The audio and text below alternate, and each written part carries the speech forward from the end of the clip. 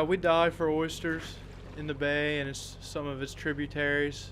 We bring them back, we wash, box, distribute, we process, pack, and deliver.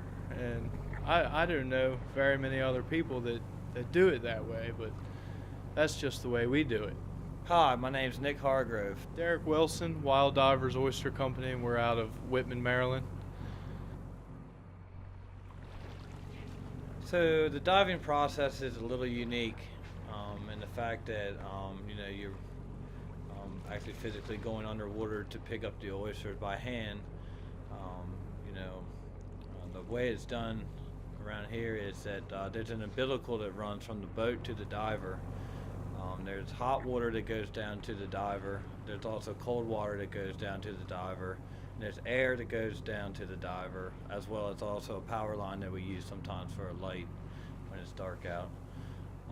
That way he doesn't have to keep changing tanks. He can stay down from anywhere between 6 to 8 hours at a time without having to resurface. One of my main jobs is to make sure that Derek's comfortable and obviously safe under the water.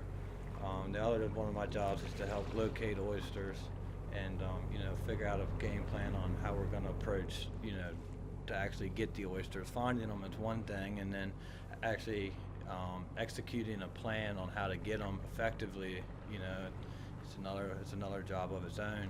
Basically, Derek can swim several miles a day underwater, and so the boat's constantly moving.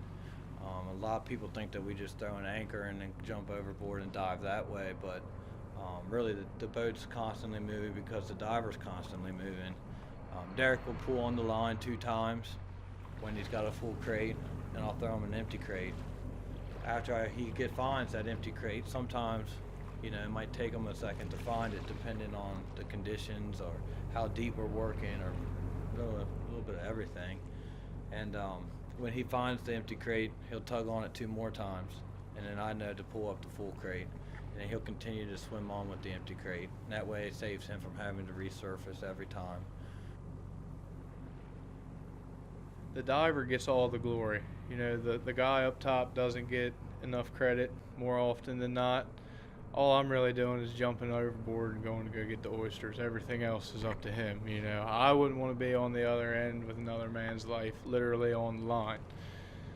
Obviously the job of a diver is a lot different than the job of the guy on top. I think why Derek and I work well together is because we have a good communication on what he's looking at down on the bottom and what some of his obstacles are. And then that kind of gives me a better idea of where I need to put him and the direction we need to work in order to be effective. It can be frustrating at times when those oysters are there, but you just can't figure out how you're going to get them.